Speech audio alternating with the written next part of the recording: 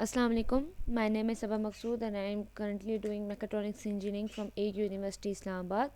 Today I am here to show you my mid and final task of microcontroller and embedded system lab, which was based on RoboLine robot, in which we had to follow these steps. Our robot should be based on these following features. So we had to follow a black line using 3 IR sensor that in Proteus simulation you can add as push buttons, rename them as sensor. I have used them as the logic states. Climate control air condition system using temperature sensor using LM35 temperature sensor. Temperature should be displayed on LCD. Motor speed must be controlled using PWM.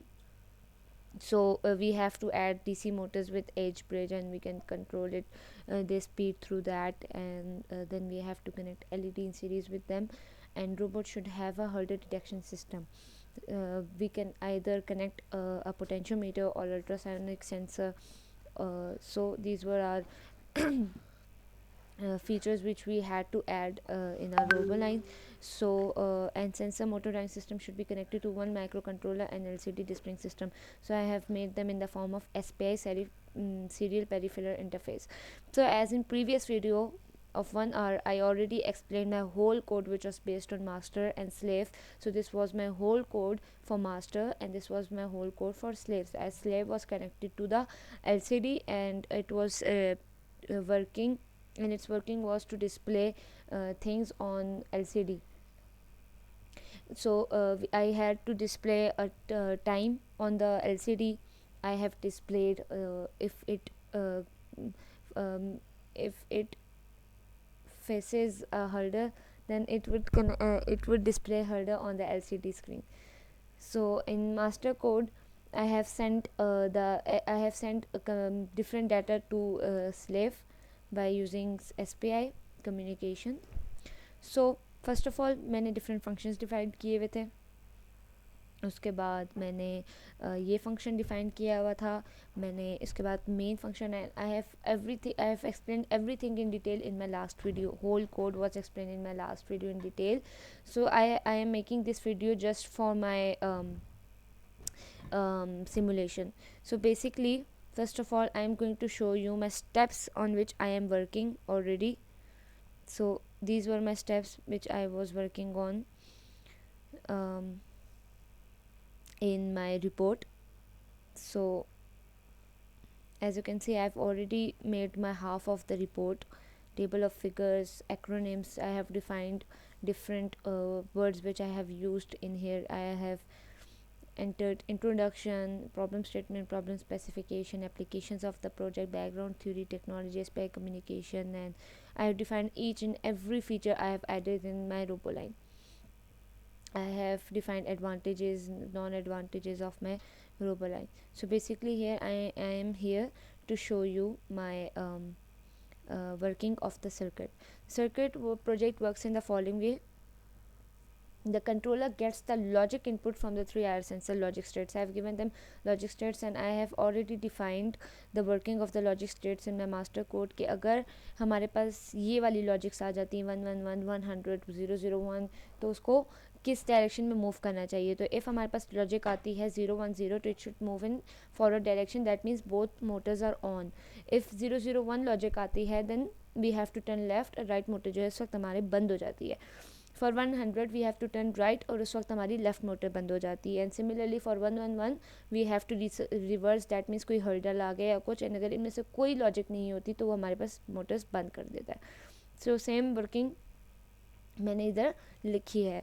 The master then drives the motor accordingly with the help of motor driver. As I told you as bridge I am using L298 by giving this designated logic inputs to motor driver.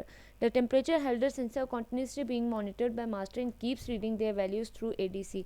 तो जो master था उसमें मैंने temperature और holder की जो values थी वो निकाली थी यहाँ पे. As you can see formulas के थ्रू मैंने यहाँ पे ADC की वैल्यू निकाली थी. मैंने उनको टेम्परेचर की जो वैल्यूज़ थी मैंने उन सबको स्टोर करवाया था इन V and V1.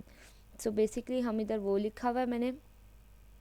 The temperature and sir आप continuously being monitor by master and keeps reading values through ADC. तो बेसिकली फिर इसमें यही था कि जो मैंने पोटेंशियोमीटर यूज़ किया हुआ है तो उसकी वैल्यू स्टोर कर रहा है. When the value potentiometer is greater than micro percent than 50%, then micro control assume there is a holder ahead, so it stops the motor immediately and sends the data to save that prints holder on the LCD.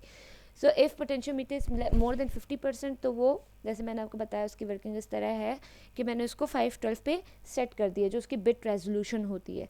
तो जब मैंने उसको 512 पे set कर दिया हुआ है जो उसकी बिट रेजोल्यूशन है, तो वो तकरीबन 1024 का 50% बनता है. तो वो अगर 50% से ग्रेटर हो जाता है तो दैट मीन्स कि वो किसी होल्डर से टकरा के, और उस वक्त सारी जो मोटर्स वगैरह होती हैं वो बंद हो जाती हैं. ठीक है.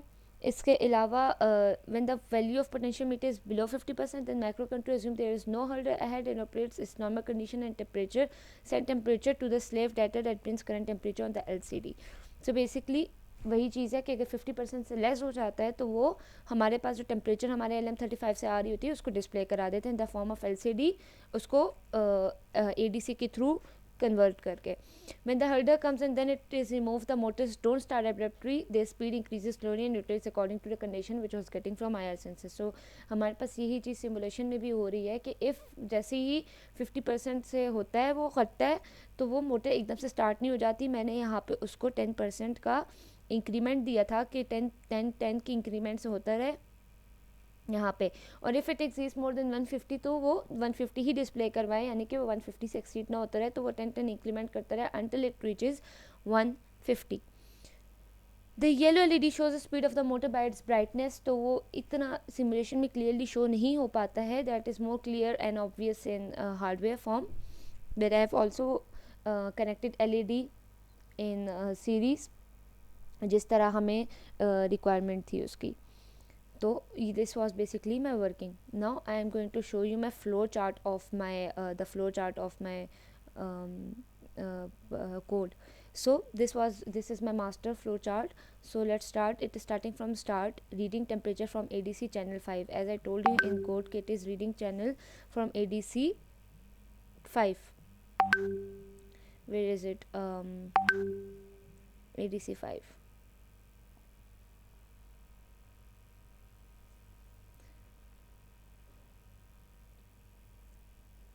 In here, this will select ADC 5th channel of ADC. So I am basically selecting my ADC channel.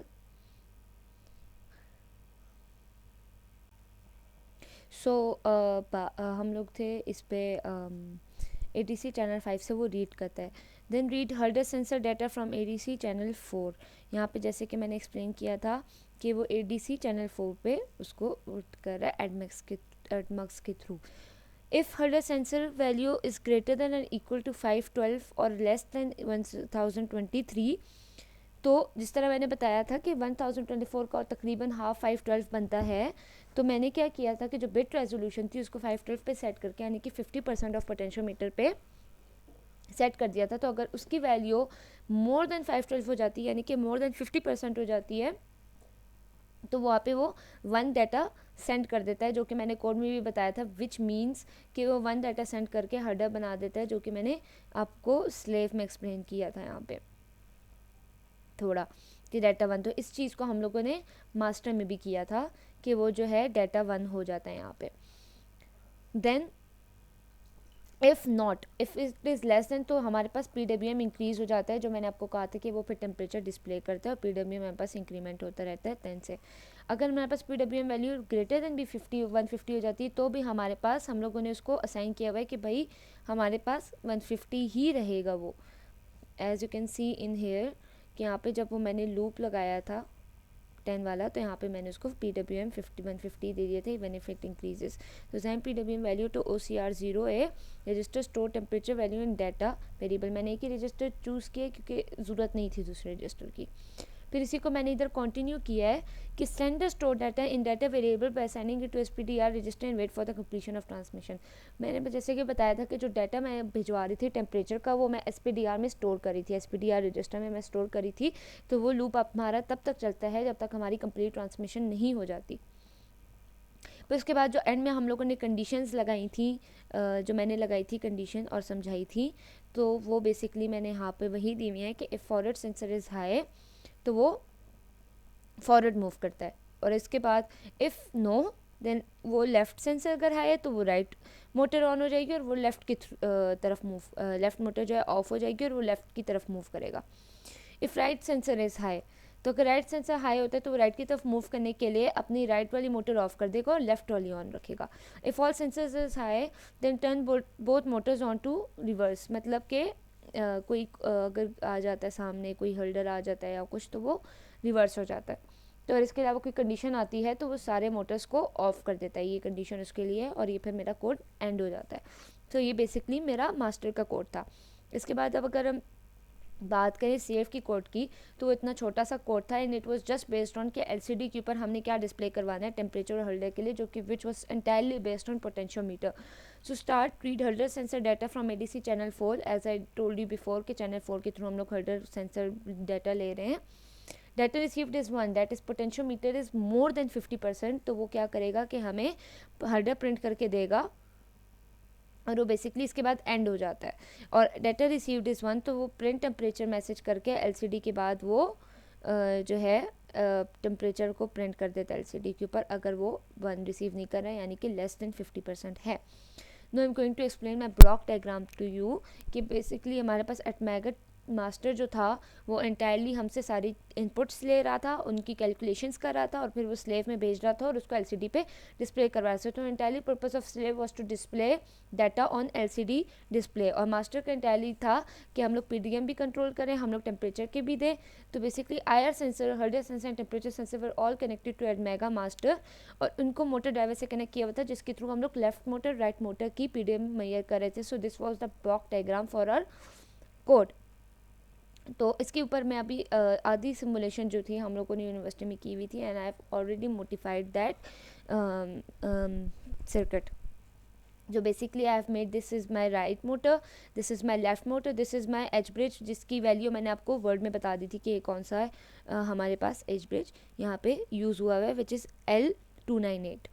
उसके बाद हम लोगों के पास ये जो है, ये हमारे पास मास्टर है जिस जब से डाटा ले रहा है, and this is connected to our slave which is connected to LCD. So entirely purpose of slave was to display things on LCD. उसके बाद जो हमारे पास मास्टर था वो LM35 से कनेक्टेड था, एंड इसके थ्रू हम लोग जो हैं उसको लॉजिक स्टेट्स के थ्रू कमांड्स दे रहे थे कि इसको क्या करना चाहिए।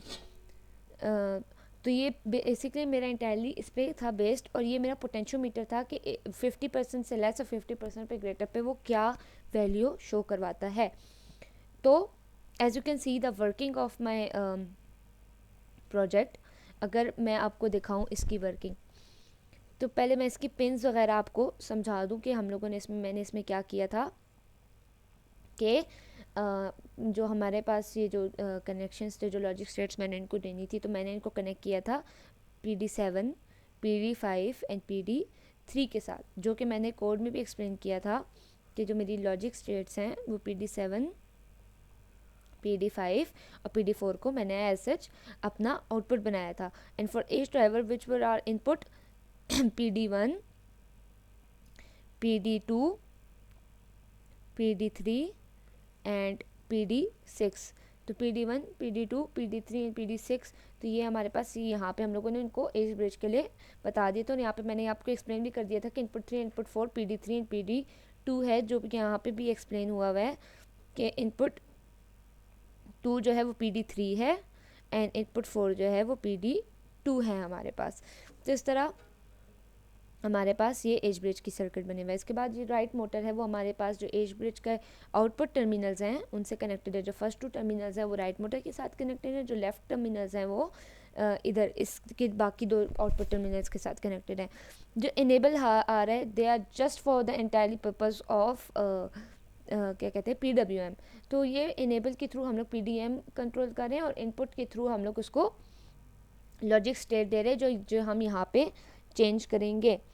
तो हमारे पास क्या हो रहा है इसके अलावा कि LM35 हमारे पास टेम्परेचर है, जिसके थ्रू हम लोगों ने टेम्परेचर सेट किया हुआ है, जिसको हम लोगों ने PC5 के साथ कनेक्ट किया हुआ है, जो हम लोगों ने पिन वहाँ पे डिफाइन की हुई थी, और पोटेंशियोमीटर को PC4 के साथ। तो जब हम पोटेंशियोमीटर को चेंज करते हैं तो हमारे पास LCD के ऊपर डिस्प्ले आ जाता है। इसके अलावा मैंने आपको बताया था कि स्लेव को हम लोग LCD के साथ कनेक्ट करेंगे। तो जो स्लेव की D पिन्स हैं उसको मैंने स्लेव के साथ कनेक्ट की हुई है। यहाँ पे क्या चेंजेस मैंने की हैं कि जो मैंने यहाँ पे एलसीडी की लाइब्रेरी यूज़ की थी, तो वहाँ पे जहाँ पे ये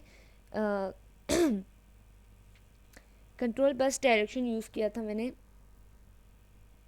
तो यहाँ पे इंस्टेड ऑफ यहाँ पे सी होने की जगह यहाँ पे जो पोर्ट बी है इनपुट इनेबल और आर एस के लिए मैंने वही पोर्ट्स रखी थी, लेकिन फॉर माई ओन कन्वीनियंस मैंने यहाँ पे D4 से D7 तक के लिए पोर्ट्स अपने हिसाब से डिफाइन कर दी थी, जो कि पोर्ट डी थी, port D4 D3 D0 and D7। तो मैंने उनको इधर उस हिसाब से D0 D7 D4 and D3 मैंने उस हिसाब से डिफाइन कर दिया है। और ये बेसिकली हमसे 4 बिट डाटा ले रहा है। अगर हम लोगों ने 8 बिट डाटा करवाना होता तो हम लोग D0 D1 और D2 और D3 को भी इसके साथ कनेक्ट करते हैं। इसके बाद आ जाते हैं कि हमारे पास जो इनेबल था वो बी के साथ ही कनेक्टेड था, B1 एंड B0 के साथ कनेक्टेड थे हमारे। इसके अलावा इसको हम लोगों ने VCC दिया हुआ था जो कि 5 वोल्ट था, जो कि हमारे पास जनरली LCD के जो कनेक्शंस होते हैं वो थे।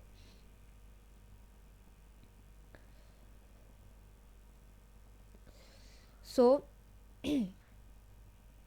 इसके अलावा हम लोगों ने पोटेंशियोमीटर को PC4 और PC5 से इनको कनेक्ट किया हुआ है। इसके अलावा turn left, move forward and turn right की लॉजिक स्टेट्स को हम लोगों ने याद दिया हुआ है, जो हम लोगों ने ऑलरेडी डिफाइन किया हुआ था।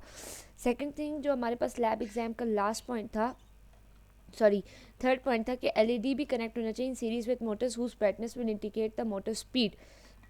तो यहाँ पे जो हमारे पास LED मैंने कनेक्ट की हुई है इन सीरीज़, जो कि हमें ब्राइटनेस के थ्रू बताएगी मोटर की स्पीड कितनी है। ज़्यादा तेज़ ब्राइटनेस होगी तो दैट मीन्स कि मोटर की स्पीड ज़्यादा है, बट इवेंचुअली ये है कि हमारे पास मैक्सिमम जो स्पीड होती है वो हम लोग सिमुलेशन पे ज़्यादा शो नहीं करा सकते LED के ब्राइटनेस को। इसके अलावा दिस वाज ऑल एक्सप्लेनेशन जो था। एंड सेकेंडली LM35 की कभी कभी वैल्यूज़ जो थी बिल्कुल स्टार्टिंग में जंप कर जाती होती हैं कि if your value is 30 sometimes display 20। Why is that is because of signal to noise ratio. So what is signal to noise ratio? Signal to noise ratio is to compare level of desired signals. It it compares level of desired signal to level of background noise. तो हमारे पास sometimes इसकी वजह से हमारे पास जो है वो abrupt show करवाता होता है चीज़ें। तो this is the main reason. और इसको हटाने के बहुत ज़्यादा तरीके भी हैं, but that is none of our concern right now. तो मैंने इसको इसी तरह रखा है। So whenever I run my code, I have already uploaded hex files in here. यहाँ पे मैंने स्लेव के अंदर स्लेव वाली फ़ाइल अपलोड की हुई है, हेक्स फाइल, एंड यहाँ पे मैंने मास्टर के अंदर मास्टर वाली हेक्स फाइल अपलोड की हुई है। तो whenever I run my simulation, तो एज यू कैन सी के मैंने there are some simulations there, as you can see, that is because of the hex files, they are not uploaded properly. So when I will upload my slave properly, तो slave file के लिए SPI copy है, and for master that is simply spi.hex. So now whenever I will run my code, so I don't get it. So again I have built my master and slave and then again uploaded the hex file in here. तो यहाँ पे जब भी मैं उसको दोबारा से run करूँगी, so you will see कि this is working perfectly fine and the temperature displayed on the LED was 30, जो यहाँ पे हमारे पास डिस्प्ले हो रहा है। अगर मैं इसको कम करूँ, this is because of signal to noise ratio, so now it will display. This is because of signal to noise ratio, it will be okay in just a minute. So it sometimes show error because of signal to noise ratio.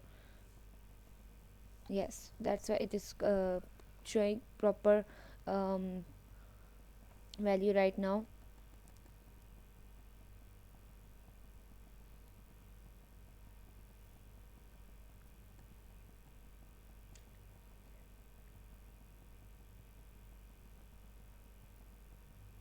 So it will again show proper value right now.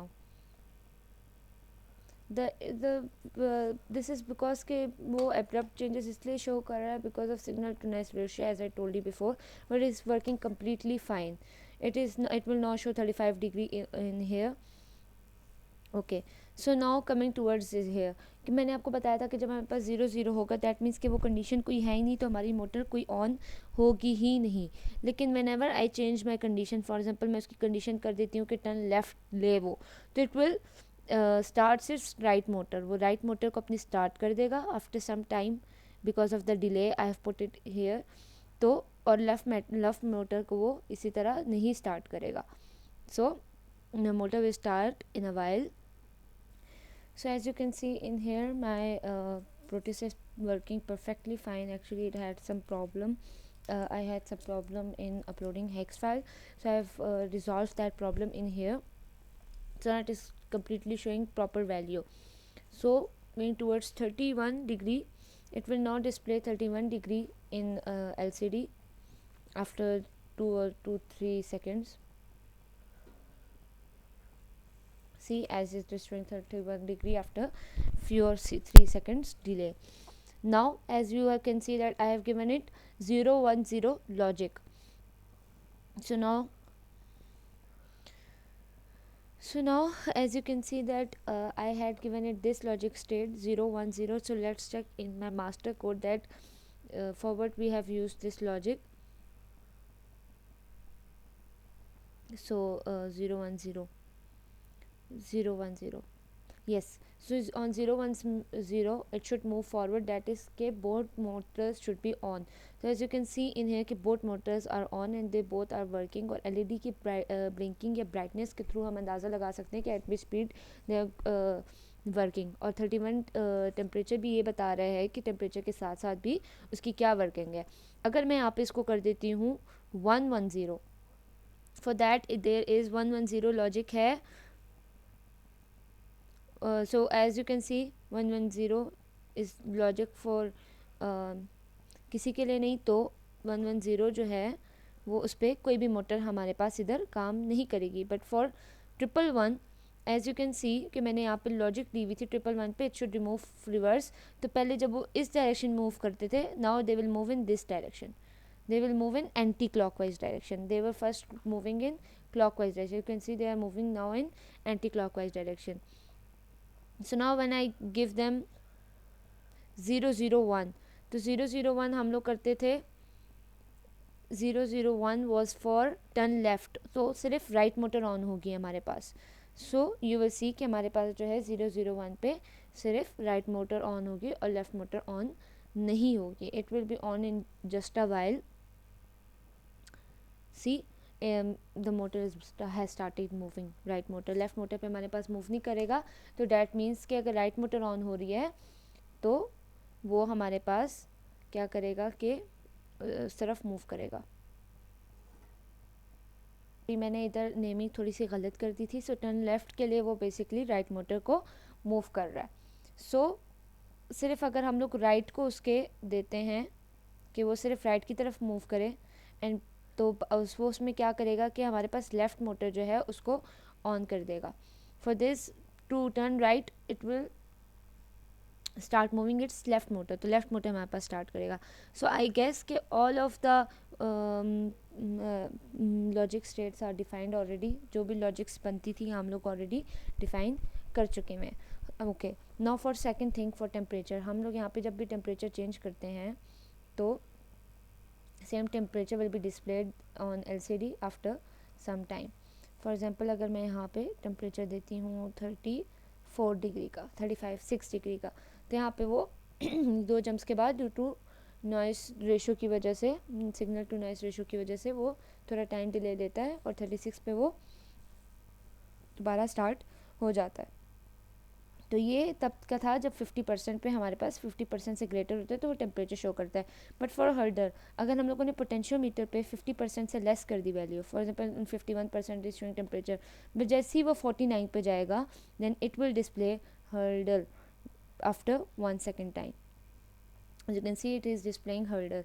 So basically जो मैंने potentiometer में logic लगाई थी 512 से less हो तो वो holder display करे और उससे ग्रेटर हो तो वो डिस्प्ले करे कि हमारे पास टेम्परेचर आ रहा है, तो ये वो शो कर रहा है। तो हम लोग सबसे ज़्यादा मैक्सिमम और सबसे लोवेस्ट वैल्यू पे देख लेते हैं कि हमारे पास क्या वैल्यू दे रहा है। For example on 31 degree centigrade it is showing holder के आगे कोई ऑब्स्टेकल है, तो it is showing holder in here, and जब भी ये होल्डर आएगा तो हमारे पास कोई भी मोटर मूव नहीं करेगा।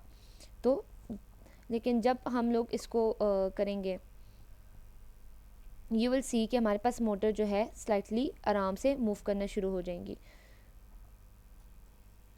अगर यहाँ पे मैं फॉर एग्जांपल दोनों मोटर्स को मूव करवाने की वाली लॉजिक देती हूँ विच वाज 0 1 0, और यहाँ पे मैं उसको कहती हूँ कि 50 से इसको ग्रेटर कर देती हूँ, तो यू विल सी कि मोटर की स्पीड आहिस्ता होगी, देन तेज़, देन तेज़, देन तेज़, देन तेज़।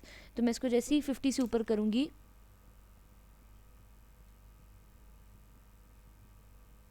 So after 52 now you will see कि वो टेम्परेचर शो करवाना शुरू हो गया और मोटर्स जो थी वो हमारी आराम से स्टार्ट हो जाएंगी। You can see they are slowly moving, इसके बाद they will be moving fast. तो ये अभी फास्ट एकदम से थोड़ी देर बाद फास्ट हो जाएंगे, और एलईडी की ब्राइटनेस हमें बता रही होती है। एज यू कैन सी अभी तेज़ है, फिर स्लो है, फिर तेज़ है, तो वो हमारे पास स्पीड बता रही है। तो ये एकदम से अभी स्पीड तेज़ हो गई है, तो हमारे पास एलईडी की ब्लिंकिंग भी फास्ट हो गई है। So this was all for simulation. इसके बाद आ जाते हैं कैलकुलेशंस पे। सो बेसिकली हम लोगों को जो कैलकुलेशंस करनी थी फॉर डिफरेंट कम्युनिकेशंस, तो अभी first is for communication protocol. तो अभी इसकी मैंने डेफिनेशन लिखी है कि there are 3 types of communication protocols at Mega offers USART, SPI and 2-wire serial interface. In this project to communicate between two microcontrollers, the communication protocol that was chosen was SPI, as I told you before. तो यहाँ पे the SPI communication protocol, the microcontroller will allow to communicate with each other and master sends the data to slave, which displays it on LCD. Or communication is performed on a frequency of 10 megahertz that has been calculated from this following calculations. तो as you know कि clock frequency हम लोगों को मैंने पहले ही code में ले ली थी कि हमारे पास जो क्लॉक फ्रीक्वेंसी है वो है 16 मेगाहर्ट्ज़। तो हम लोगों ने क्या करना था यहाँ पे कि हम लोग 16 मेगाहर्ट्ज़ इसकी ले लेते थे वैल्यू, और उसको करते थे प्री स्केलर भी हम लोगों ने 16 दिया हुआ था, तो वो बेसिकली हमारे पास आंसर देता था 1 मेगाहर्ट्ज़ का ही। सो यहाँ पे ये बेसिकली फार्मूला था और ये हमारे पास 1 मेगाहर्ट्ज़ का ही आंसर दे रहा था।